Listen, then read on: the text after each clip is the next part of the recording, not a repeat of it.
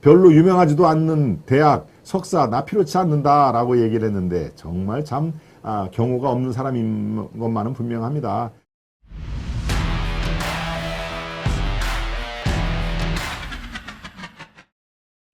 이재명의 논문 17년 후 정확히 맞췄다. 17년 후 정확히 맞췄다. 자, 무슨 뭐 예지력이 있는 이재명인가요? 참 그렇습니다. 참 정말 말 많고 탈 많은 이재명을 참 어찌해야 됩니까? 예, 이제 그의 정치 생명도 머지않아 불꽃이 꺼질 걸 같은데요. 예, 사실은 우리 시청자 여러분 기억나시죠? 예, 3월 9일 대선 끝나고 바로 3월 10일 제 이 방송 하이파이브 김동원의 하이파이브 시간에 제가 말씀을 드렸습니다. 예, 이제 이재명은 5년 뒤 민주당의 대선 후보가 되고 대통령이 되는 그 가능성은 저는 제로로 본다라고 제가 말씀을 드렸습니다. 바로 대선 결과가 난 다음 날, 예, 지금도 들어가 보면 그게 생생히 있을 텐데요. 제 그 첫 방송에 대선이 끝난 바로 다음 날 첫 멘트가 그 얘기를 합니다. 여러분들이 이재명의 어떤 재기 이런 얘기를 궁금해하실 것 같아서 이재명이 대한민국의 차기 대통령으로 될 가능성은 제로다 하는 얘기를 제가 말씀을 드리고 그 논거로 몇 가지 말씀을 드렸죠. 그런데 네.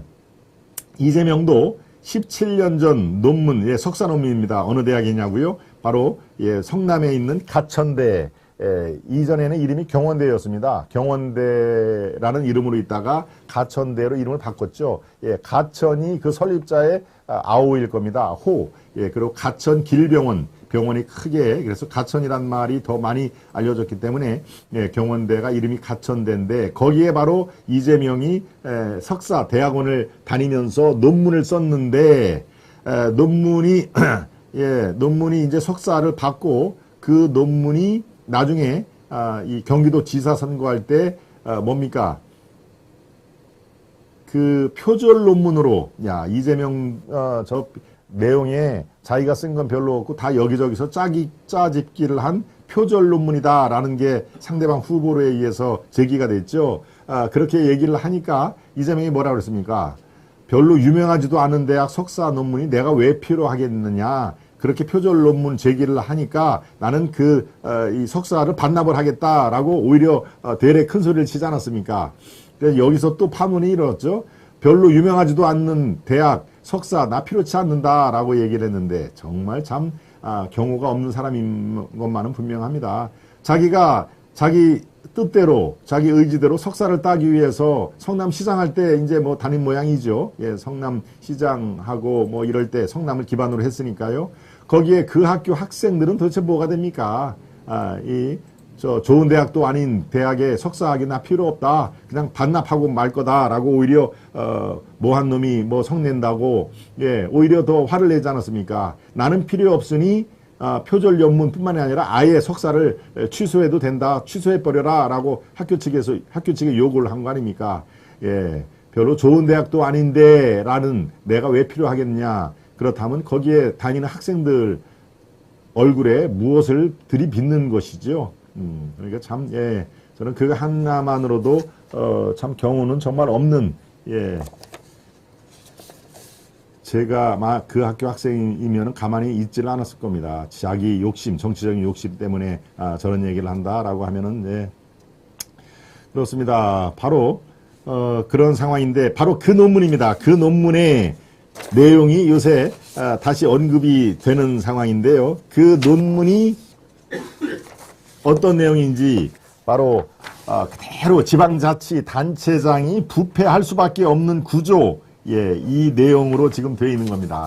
그러니까 지금 성남시장이라든가 경기도지사 때 그 각종 부정부패, 예, 성남FC가 지금 터져 나오죠. 뭡니까? 법카도 마찬가지 부정부패 일환이죠. 그 유명한 대장동 게이트, 이재명 게이트, 백현동 게이트, 위례 신도시 관련 부패 이런 것이 다 그대로 17년 전에 자기가 쓴 내용대로 다 돼가고 있습니다.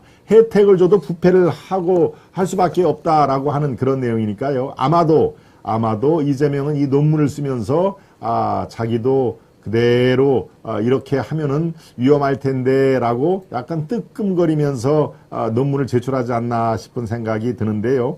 예, 바로 가천대 행정대학원 석사 논문으로 지방정치 부정부패 극복 방안에 관한 연구, 이게 석사 제목입니다. 이 논문에 대해서 이 논문에 이렇게 나옵니다. 지자체장이 당선이나 재선을 목표로 선거자금을 조정하거나 지지 세력을 확보하기 위해 누군가에게 정상적이지 않은 특별한 이익 혹은 혜택 편의를 제공하는 행위, 이게 바로 지자단체장의 부정부패라고 얘기를 아주 규정을 하고 있습니다. 네. 한번 더 읽어드릴까요? 지자체장이 당선이나 재선을 목표로 선거자금을 조정하거나 지지 세력을 확보하기 위해 누군가에게 정상적이지 않은 특별한 이익 혹은 혜택 편의를 제공하는 행위를 통해서 지자체장이 나중에 위험할 수가 있다라고 하는 그런 내용인데요. 그대로 딱 들어맞죠? 예, 누군가에게 정상적이지 않은 특별한 이익을 주고 혜택을 주고 편의를 줬다. 성남 FC만 봐도 뭐 당연히 나오죠. 네, 네이버.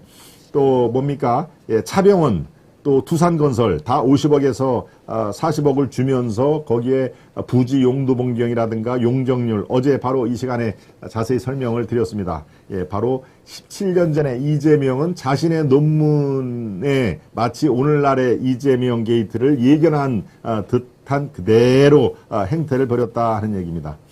네, 그래서 이재명의 논문이 다시 새삼 주목을 받고 있다 하는 얘기입니다. 그렇죠? 예. 자신의 운명이 아마 이렇게까지 절체절명의 위기까지 내몰릴 생각은 하지는 못했겠죠. 나도 조심해야 되는데 이거 각종 유혹에 이렇게 돈을 몇십억을 들고 들어오면은 이거 이권 혜택을 이거 줘야 되는데 어떡하지? 라고 아마 복잡한 생각으로 논문을 냈을 텐데요. 네, 결과적으로 이렇게 어마무시한 이 권력 야당 대표직뿐만 아니라 뭡니까? 예, 개항을 해서 방탄 첫 번째로 시도를 한 금배지까지 지금 떨어질 가능성을 앞에 두고 풍전등화의 운명에 처해 있다 하는 내용을 여러분께 말씀을 드렸습니다.